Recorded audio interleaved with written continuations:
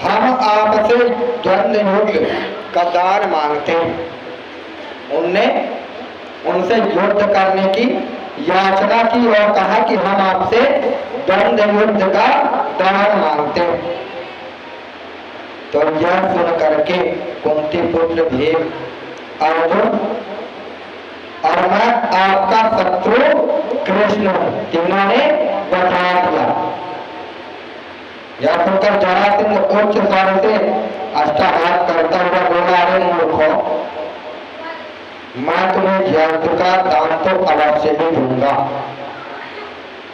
किंतु हे मूर्ख, मैं तुम भगोड़े के साथ युद्ध नहीं करूंगा। यह अर्जुन भी मेरे समान वह और बल वाला नहीं, मतलब यह मेरे जैसे बल वाला तो नहीं है, मैं इसके साथ कदापि युद्ध नहीं करूंगा। केवल भीम ही इसके लिए प्रतीत होता है। उसने श्री कृष्ण भगवान और अर्जुन के साथ युद्ध करने के लिए मना कर दिया। यह कहकर जरासंध उठा और एक विशाल गदा भीम को देकर और वैसी दूसरी गदा स्वयं ग्रहण करके पूर्व से मतलब अपने नगर से बाहर चल दिया। जब बाहर गया तो वहां एक मैदान में, बहुत बड़ा मैदान था, उसमें दोनों योद्धा गए और परस्पर भीड़ करके गदा प्रहार करने लगे और इस प्रकार वे दोनों 27 दिनों तक युद्ध करते रहे, भीम और जरासंध। तब भीम हताश हो गए उससे युद्ध करते करते, और जब वह हताश हुए तो भगवान जानते थे कि जरासंध जो है 2 खंडों में उत्पन्न हुआ। भगवान जानते थे कि वह 2 खंडों में उत्पन्न हुआ, दासी ने जोड़ करके एक कर दिया था, इसलिए इसे चीर करके मारना होगा। क्योंकि जब उसे एक बार चीरा गया था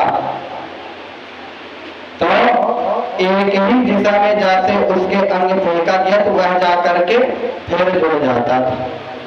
तो भगवान ने लीला रखी। सच्चिदानंद कविच्चारण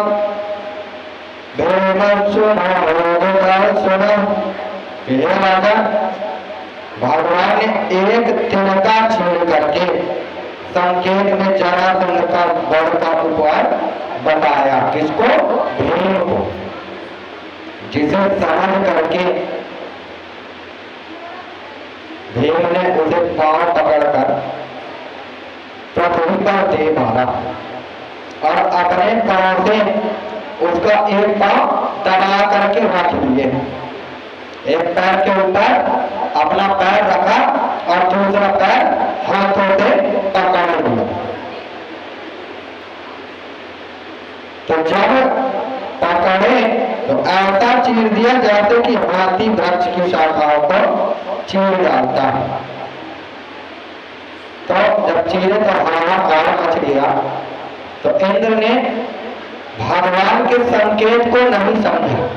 भगवान ने एक तिनका को ऐसा चीरा और एक ऐसा फेंका है इस दिशा में।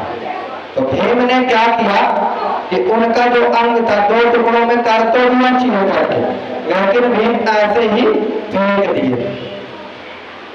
भीम समझ नहीं पा रहे थे, भगवान संकेत भी कर रहे थे, लेकिन भीम कदापि नहीं समझते थे। तो भीम एक बार फेंका, वह फिर जुड़ गया, फिर दोबारा वो किए तो फिर जुड़ गया। तो तीसरी बार भगवान ने भीम को संकेत किया, दोबारा तिनका लिया, ऐसा उसको फाड़ा। तो एक इस दिशा में फेंका और एक इस दिशा में। तो भीम ने सोचा कि भगवान ने मेरे को यह जो संकेत कर रहे हैं, संकेत तो आता कि इसके दोनों अंग विपरीत दिशा में होने चाहिए, एक अंग दूसरी दिशा में तो एक अंग दूसरी दिशा में। तो जो जरासंध था, जरासंध समझ नहीं पाया, मेरे को मारना तुम्हारे बस की बात नहीं। तो भीम ने बोला रुको मैं अभी आपको बताता हूं। और उन्होंने अपना पैर, एक पैर उनके पैर में रखा, दूसरा पकड़ा, तो जब दो टुकड़ों में फट गया तो एक अंग इस दिशा में फेंका, एक अंग इस दिशा में, तो इससे जरासंध का वध हो गया।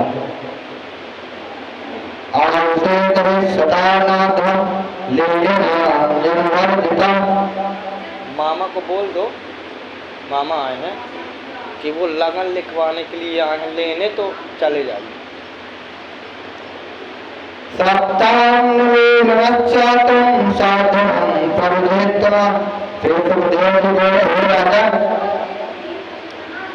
जब जरासंध का वध हो गया तो जरासंध द्वारा जो बंदी बनाए गए, राजा ने भगवान के दर्शन करके अपने को धन्य माना और हाथ जोड़कर स्तुति करने लगे। उन्होंने कहा कि प्रभु आप तो धन्य हैं, हमें आप ऐसा उपाय बताते तो हो सकता है हम उसका वध कर डालते। तो भगवान ने कहा यह तुम्हारे बस की बात नहीं, आप जरासंध को इतना हल्का मत समझिए, जरासंध तो बहुत ही शक्तिशाली। अगर मैं भीम को उपाय नहीं बताता तो जिसको 100 हाथियों का दल, सहस्त्र हाथियों का दल प्राप्त था, वह जब नहीं मार सकता तो आप में तो सामर्थ्य ही नहीं थे। उन्होंने सुन करके भगवान की स्तुति करने लगे और कहा हमें प्रभु हम इन योनियों में भटकते हुए भी आपके चरण चिन्हों का स्मरण कर रहे हैं, तो हमसे बड़ा भगवान तो हो सकता है कोई हो ही ना। हे गोविंद, हम आपको नमस्कार करते और उनकी प्रार्थना सुन करके भगवान बोले अद्यम प्रवदेवोतम मन्यात्मां किले सर्वे। हे राजागण, तुम देह आदि पदार्थों को नाशवान समझ करके यज्ञ के द्वारा मेरा पूजन करते हुए धर्म पूर्वक प्रजा का पालन करो, तो इस प्रकार अंत में तुम मूल परम ब्रह्म स्वरूप को भी आप प्राप्त कर लोगे। श्री सुखदेव जी बोले राजाओं को इस प्रकार की आज्ञा दे करके सहदेव के द्वारा उन्होंने स्नान, अग्नि और वस्त्राभूषण आदि सत्कारित करते हुए श्रेष्ठ भोजन से प्राप्त कराया। और फिर उन्हें सुंदर रथों को बरकरार करके अपने अपने देश के लिए प्रस्थान करने की अनुमति दी और भेद तथा अर्जुन के साथ इंद्रप्रस्थ लौट करके संसनाद किया और फिर राजा युधिष्ठिर के समक्ष जा करके उन्हें संपूर्ण समाचार सुनाया और जिसे सुनते हुए राजा युधिष्ठिर के नेत्रों में प्रेम अश्रु होते पटित होने लगे, मतलब अश्रु बहने लगे। एवं युधिष्ठिरो राजा जरासंधं न मे विभो। हे राजा, जरासंध के वध का समाचार सुन करके प्रसन्न हुए युधिष्ठिर ने कहा हे प्रभु, आप त्रिलोक गुरु की आज्ञा को ही सभी लोकपाल धीरो धारण करते, मतलब सभी को धीर धारण करते। और आप जो है मूल मिथ्या भागने की आज्ञा को मानते हैं या विडंबना मात्र ही। इस प्रकार कहकर के राजा युधिष्ठिर ने भगवान से सम्मति प्राप्त करके यज्ञ के उनको समय पर सुयोग्य एवं ब्राह्मण आदि ब्राह्मणों को होता आदि और ऋत्विक बनने के लिए वर्ण किया। पृथ्वी के सब राजा और उनकी जो प्रजा थी, तो उस महान यज्ञ को देखने के लिए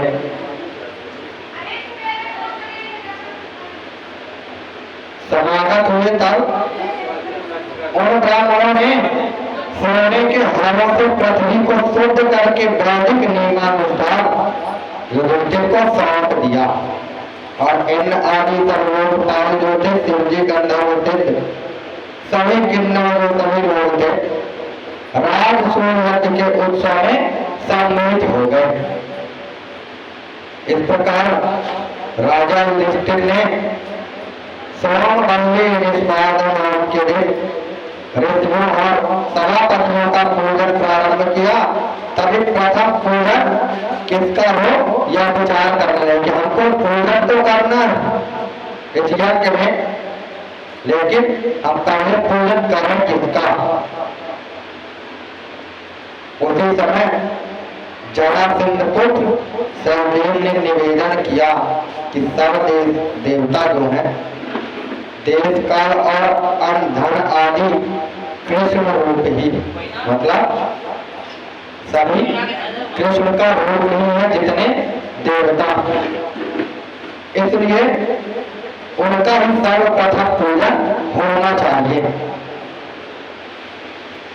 क्योंकि आदि अंत और परम जो सब भगवान श्री कृष्ण ही, जितने देवी देवता भगवान के किसी न किसी अंग से प्रकट हुए। तो सहदेव के इस प्रकार कहने का सभी श्रेष्ठ पुरुषों ने अनुमोदन किया और ब्राह्मणों के वचन सुन करके सभापति जो थे, तो अनुमतानुसार राजा युधिष्ठिर से भगवान श्री कृष्ण का पूजन किया। और उसके पश्चात सभी लोग जहाँ मुझको नमस्कार और जय जयकार कर पुष्प वर्षा करने लगे, जिसे शिशुपाल सहन नहीं कर सका। और पूर्ण पूर्वक लोक ने काल को अलंघनीय कहा है, वह सत्य है। क्योंकि समय पर बाल वचनों से वृद्धों की बुद्धि भी नष्ट हो जाती, और इसलिए सभासदों को किंचित विचार करके तो देखो कि इस समय में बड़े बड़े तपस्वी विद्वान ब्रह्मनिष्ठ ब्राह्मण क्षत्रिय सभी लोकपालों से पूज्य ब्रह्मर्षि विद्यमान है। उन्हें त्याग कर आप गौरवों को चराने वाला यह बालक प्रथम पूजा के योग किस प्रकार हो सकता है।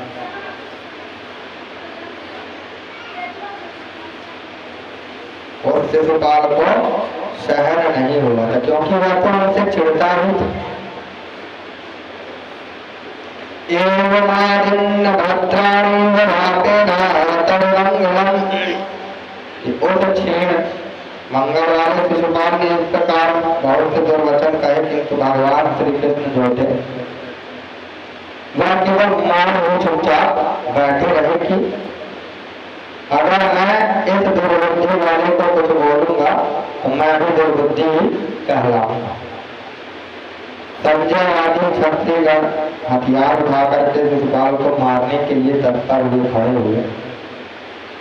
तो शिशुपाल ने भी तलवार निकाल करके ललकारने लगा। तब भगवान ने सोचा कि यह मेरा पार्षद मेरे ही समान बलि और अर्जुन, यदि मैं हस्तक्षेप न करूंगा तो यह सभी का संहार कर देगा। यह सोच करके इतना उन्होंने कहा, सर्वदुर्वचन हो गए पापी तेरे सबल अभिक्षण में करो तेरा सब मद चुन। भगवान ने कहा कि अरे पापी, क्रोध पूर्वक किसी को ऐसा नहीं बोला जाता। जब उसने देखा कि या तो मेरे पार्षदों से ही लड़ रहा है, तब उन्होंने क्रोध पूर्वक भगवान सुदर्शन चक्र उठाया और सुदर्शन चक्र को आज्ञा दी, तो सुदर्शन चक्र उसको खदेड़ करके उसका सिर धड़ से अलग कर दिया और उसके मरते ही वहां बड़ा कोलाहल हुआ कि शिशुपाल के पक्ष के राजा चुपचाप प्राण बचा करके वहां से भाग गए, जिन्होंने अभी अपनी शक्तियां दिखा रहे थे। तो देखा कि अब तो सुदर्शन से तो कोई रक्षा नहीं कर सकता, वह एक बार भगवान की आज्ञा मिली कि वह तो जहां तक आप जाएंगे वहीं प्राण हर के ले गए। तत्पश्चात राजा युधिष्ठिर ने रुद्र जनों को और सभासदों से विपुल दक्षिणा दी, सभी का सत्कार करके विधिवत अग्रमत स्नान किया। इस प्रकार युधिष्ठिर का जो यज्ञ था वह पूर्ण करा करके भगवान 1 मास तक वहीं विराजे रहे। फिर उनसे आज्ञा लेकर के रानियां और आत्म आदि के सहित जो सभी लोग थे वह द्वारकापुर में गए। तो कलयुग के अंश कुरुवंशी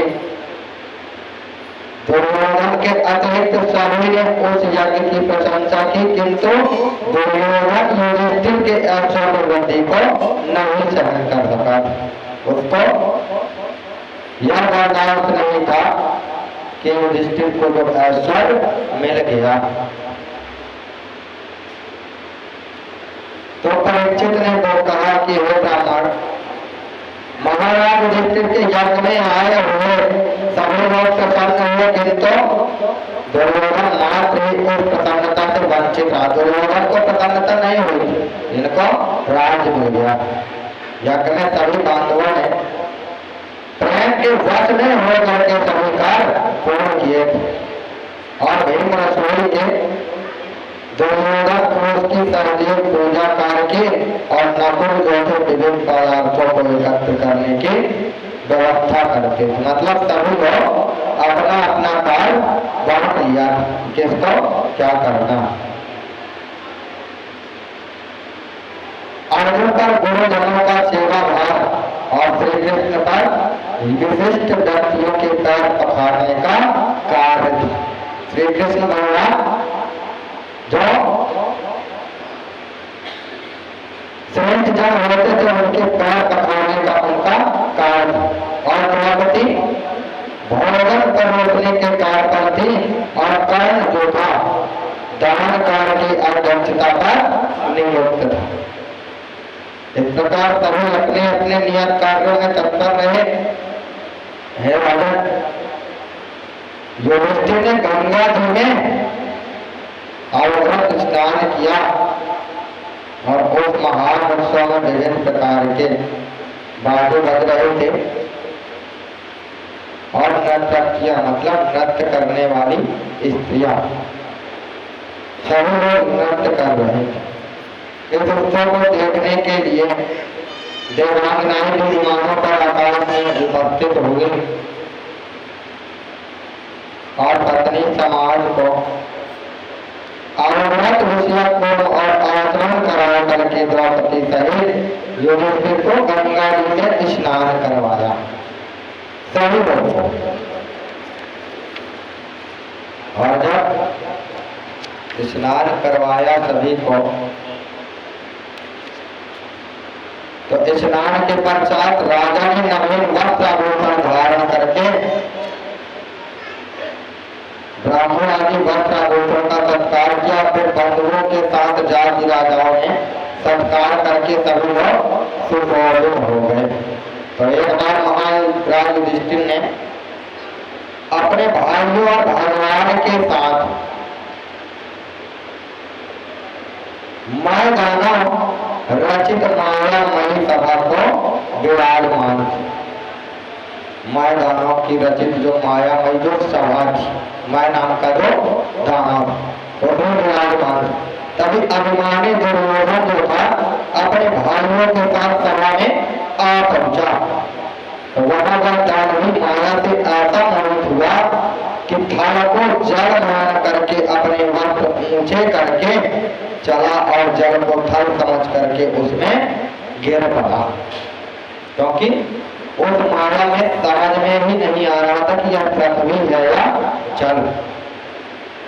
हे परीक्षित, महाराज युधिष्ठिर के रोकने पर भी कृष्ण प्रेरणा से भीम जोर से हंसे और उनके साथ अन्य राजागण भी हंसने लगे, जैसे वह दुर्योधन गिरा और उस समय द्रौपदी के मुख से अनायास ही निकल गया। भरत सरोवर देखता दिवस प्रकाशित भार, फिर भी जल सुधारने अंध संतान। मतलब भरा सरोवर जो है वह दिखता है, यहाँ इतना प्रकाश है तुमको जान नहीं पड़ता, यहाँ तो कहीं जल ही नहीं है, उसके बाद भी यह इस अंधे को दिखता नहीं है कि यह पृथ्वी जा करके उसको जल समझ करके उसमें जा करके मुंह गिर रहा है। यह उनका लज्जा क्रोध से लाल होता हुआ दुर्योधन जो था चुपचाप वहां से निकलकर हस्तिनापुर जा पहुंचा और उस समय सभी सत्पुरुषों को अत्यंत दुख हुआ। युधिष्ठिर के मुख पर उदासी ज्योति वह छा गई, किंतु भगवान जो थे मौन सीधे बैठे रहे, क्योंकि उन्हें तो भोग का भार उतारने के लिए उसी के निमित्त ही बनाना था। मतलब भोग का भार का मतलब कि धरती का या जो अनानास या जो भार, क्योंकि ऐसे वो किसी काम के ही नहीं है। राजन दुर्योधन के अप्रसन्न रहने का यही कारण था। तो श्री सुखदेव जी ने कहा अधन्नादपेन कृष्णस्य शोकधन्नमे भुरा साधूत तपस्सस्नं सारिणान्यदं चको। कि हे राजन, इसके पश्चात भगवान ने अन्य अद्भुत कर्म किए तथा साधु का वध किया। तो साधु शिशुपाल का जो था मित्र था। रुक्मणी विवाह में जरासंध के सहित भावी यादवों से पराजित हुआ, तब काल ने पृथ्वी को यदुवंश विनोद जो था यदुवंश को विहीन करने की प्रतिज्ञा की थी कि मैं इस पृथ्वी में यदुवंशियों को एक यदुवंशियों को भी नहीं रहने दूंगा। फिर नियत पृथ्वी में एक मुट्ठी में धूल का आहार करता हुआ वह भगवान शंकर की आराधना करने लगा और आशुतोष भगवान के प्रकट होने पर उसने याचना की कि हे प्रभु, मुझे इच्छा अनुसार चलने वाला यान जो है उसको प्रदान करिए कि जिस उस यान से मैं जब जाती उस यान को आज्ञा दूं वह मेरे को वैसा ही लेकर के जाए। यान मतलब वाहन। तो यादव भयभीत हो गए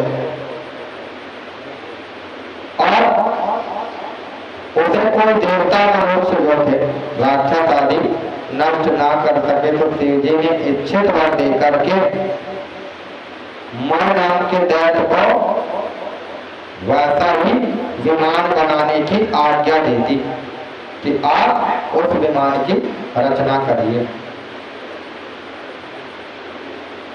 तो इस प्रकार उस विमान से द्वारकापुरी को भीषण रूप से पीड़ित कर दिया।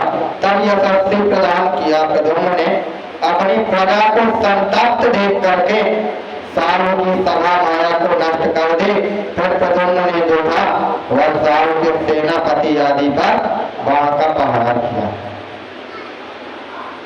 परंतु माया दानों द्वारा निर्मित माया में ज्ञान कभी भी एक रूप तो कभी अनेक रूप, तो कभी दृश्य तो कभी अदृश्य हो जाता था। तो कभी वह जल में दिखाई दे, तो कभी पर्वत में, तो कभी आकाश में। क्योंकि उसको तो अपने अनुकूल इच्छा शक्ति वाला ज्ञान की प्राप्ति थी भगवान शंकर।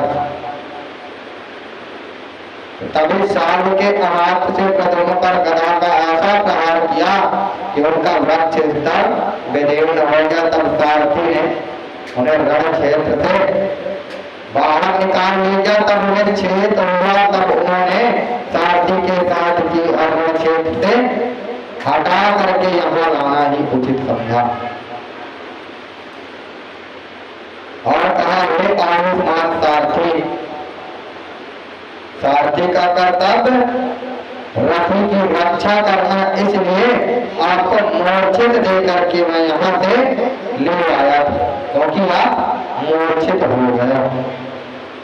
इति श्रीमद्भागवते महापुराणे बोलिए श्रीमद्भागवत महापुराण की जय। बोलिए श्री राधा कृष्ण भगवान की जय। श्री सुखदेव जी ने कहा, हे राजा, प्रबंध जो था तो पुनः